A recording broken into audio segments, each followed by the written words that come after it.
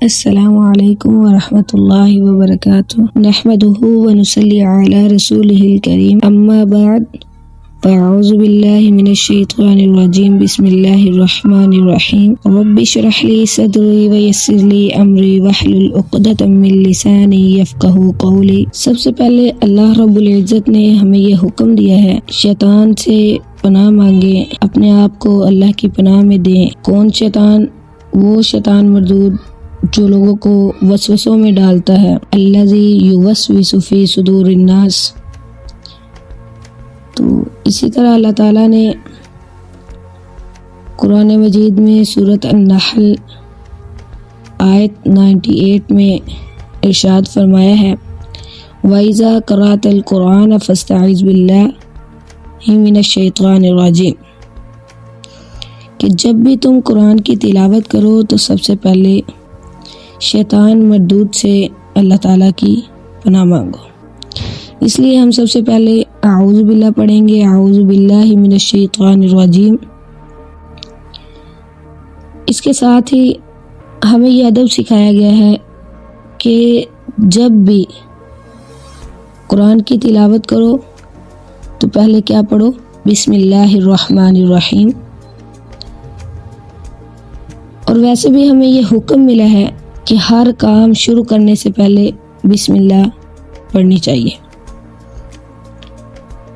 اور یاد رکھیے گا بسم اللہ الرحمن الرحیم یہ آیت کا سورت کا جز نہیں ہوتا، بلکہ یہ ایک مستقل آیت ہے۔ اور آپ نے دیکھا ہوگا کہ قرآن کے ہر سورت سے پہلے یہ آیت لکھی ہوتی ہے سوائے سورۃ التوبہ کے۔ سب سے پہلے اعوذ میں پناہ مانگتی ہوں یا پناہ میں لیتی ہوں باللہ اللہ تعالیٰ کی، من سے الشیطان شیطان، میں پناہ میں لیتی ہوں اللہ تعالیٰ کی شیطان سے۔ کون سا شیطان؟ الرجیم جو مردود ہے، رد کیا ہوا ہے، آگے بریکٹ میں اس کے شر سے بچنے کے لیے، یعنی میں شیطان مردود کے شر سے بچنے کے لیے اللہ تعالیٰ کی پناہ مانگتی ہوں، اپنے آپ کو اللہ کی پناہ میں لیتی ہوں۔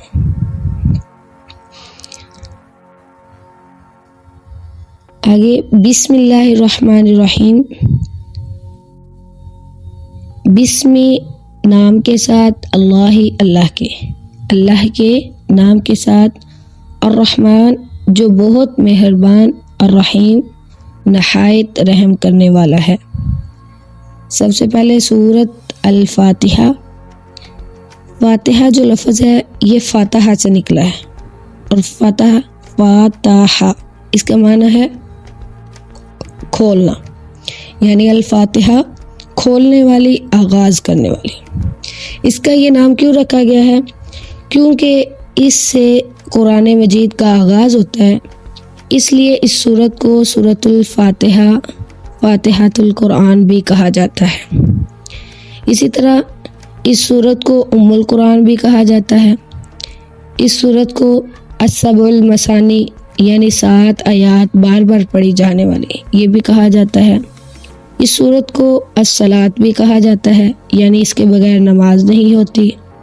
اس سورت کو الشفا بھی کہا جاتا ہے، یعنی اس کو پڑھنے سے شفا ملتی ہے۔ اس سورت کو الدعا بھی کہا جاتا ہے، یعنی اس سورت کے بہت سے نام ہیں۔ بتانے کا مقصد یہ ہے اس سورت کے اتنے نام کیوں ہیں؟ کیونکہ یہ سورت قرآن کی انتہائی عظیم سورت ہے، نہایت عظیم، عظمت والی، بلند مقام والی ہے۔ اس کی عظمت کا اندازہ اس بات سے بھی لگایا جا سکتا ہے کہ نبی صلی اللہ علیہ وسلم نے فرمایا اس کے بغیر نماز نہیں ہوتی۔ اور یہ قرآن کی وہ سورت ہے جو دن میں بار بار دہرائی جاتی ہے، اسی لیے اس کا نام سبع المثانی رکھا گیا ہے، یعنی بار بار دہرائی جانے والی سورت، یعنی نماز کی ہر رکعت میں پڑھی جاتی ہے۔ اور یہ کس طرح اس کو فرض قرار دیا گیا ہے؟ جیسے ریڑھ کی ہڈی ہوتی ہے نا انسان کے جسم میں، اس کے بغیر انسان مکمل نہیں ہے، انسان چل پھر نہیں سکتا، کھڑا نہیں ہو سکتا۔ اسی طرح یہ سورت جو الفاتحہ ہے قرآن میں نماز میں ریڑھ کی ہڈی کی طرح ہے، یعنی جس طرح ریڑھ کی ہڈی کے بغیر انسان مکمل نہیں، تو الفاتحہ کے بغیر نماز مکمل نہیں۔ اسی طرح حضرت عبداللہ بن عباس رضی اللہ تعالیٰ عنہما بیان کرتے ہیں کہ ایک دن اللہ کے نبی صلی اللہ علیہ وسلم کے پاس حضرت جبرائیل علیہ السلام بیٹھے ہوئے تھے کہ آسمان سے آواز آئی۔ انہوں نے ایسے نظر اٹھا کے اوپر دیکھا اور فرمانے لگے کہ یا رسول اللہ صلی اللہ علیہ وسلم، آج آسمان کا وہ دروازہ کھلا ہے جو اس سے پہلے کبھی نہیں کھلا، اور آج زمین پر وہ فرشتہ اترا ہے جو اس سے پہلے کبھی نہیں اترا، اور آپ کو 2 نور کی خوشخبریاں دی جاتی ہیں۔ کون سے 2 نور؟ ایک سورۃ الفاتحہ اور دوسرا سورۃ البقرہ کی آخری 2 آیات۔ یہ بہت عظمت والی ہیں، بلکہ اس کے بارے میں اللہ کے نبی صلی اللہ علیہ وسلم نے فرمایا کہ جو سورۃ الفاتحہ اور سورۃ البقرہ کی آخری 2 آیات پڑھ کے دعا مانگے اس کی دعا قبول ہو جاتی ہے۔ تو اس کا نام سورۃ الفاتحہ، سورۃ ام القرآن، سورۃ الصلاۃ، سورۃ الشفاء، سورۃ الدعاء، یہ سارے اتنے سارے نام کیوں ہیں؟ ویسے تو اور بھی بہت نام ہیں، لیکن کسی بھی سورت کے اتنے نام نہیں ہیں جتنے اس سورت کے ہیں۔ اس کی کیا وجہ ہے؟ کہ جس کے ساتھ جتنی محبت ہوتی ہے، جس کی جتنی اہمیت ہوتی ہے، اس کو اتنے ہی ناموں سے پکارا جاتا ہے۔ یعنی یہ سورت بہت زیادہ اہمیت والی ہے، عظمت والی ہے، اس وجہ سے اس کے کئی سارے نام ہیں۔ آگے الحمد، تمام، حمد تعریفیں، یہ 2 حرف ہیں، الحمد، ٹھیک ہے۔ جو ہوتا ہے یہ عام کو خاص کر دیتا ہے، یعنی سب کی سب تعریف۔ اور حمد کیا ہے؟ حمد ویسے عام لوگوں کی تعریف کی جائے تو اس پہ لفظ بولا جاتا ہے مدح، لیکن یہاں پہ حمد لفظ آیا ہے، تو حمد اس تعریف کو کہتے ہیں جس میں عظمت ہو، بڑائی بیان کی جائے، محبت ہو، سچی تعریف ہو، اس کو حمد کہا جاتا ہے۔ اور یہ حمد کس کے لیے ہے؟ اللہ کے لیے، ٹھیک ہے۔ الحمد سب تعریف، یعنی کیسی تعریف؟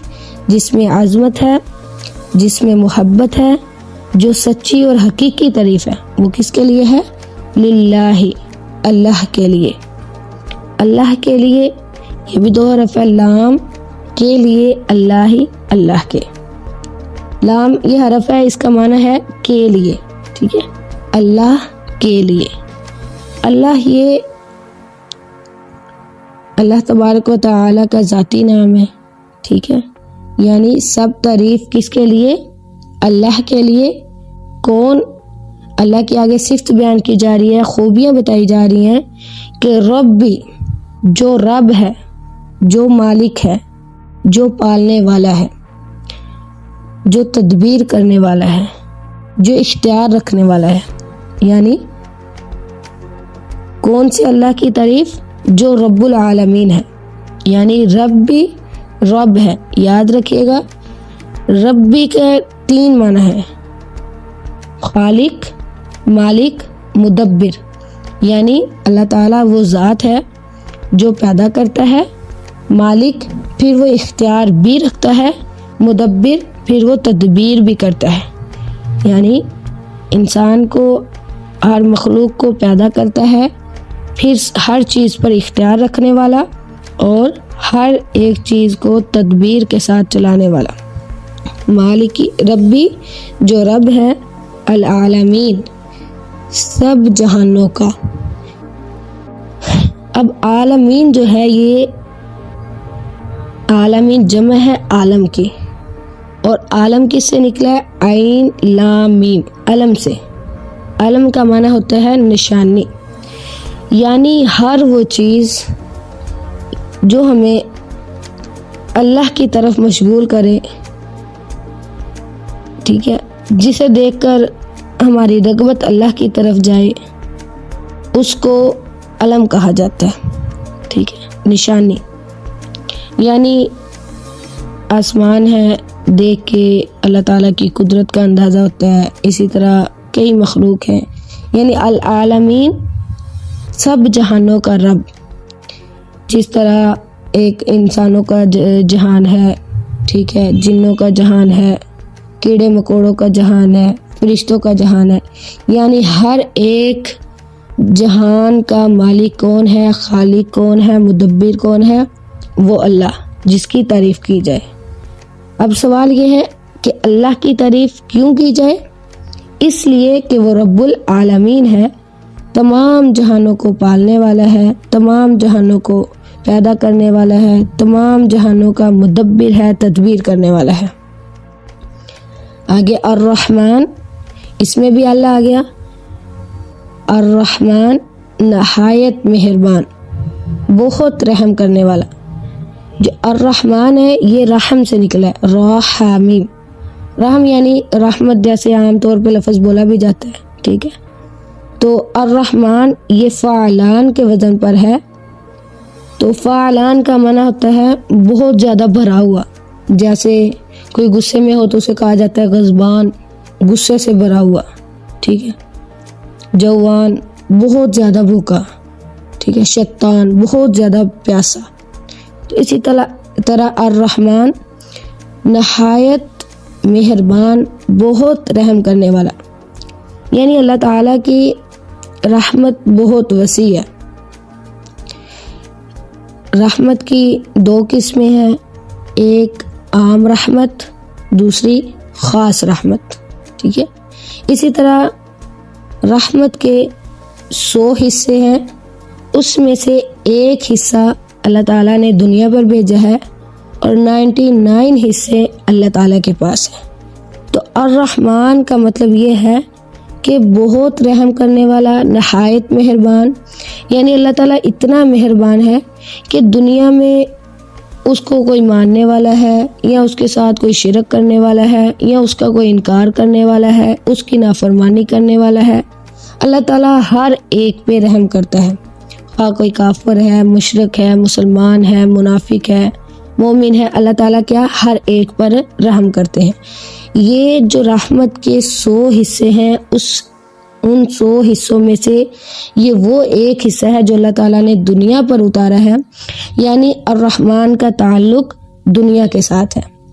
آگے الرحیم، بار بار رحم کرنے والا ہے، مسلسل رحم کرنے والا، ہمیشہ رحم کرنے والا، آخر تک رحم کرنے والا۔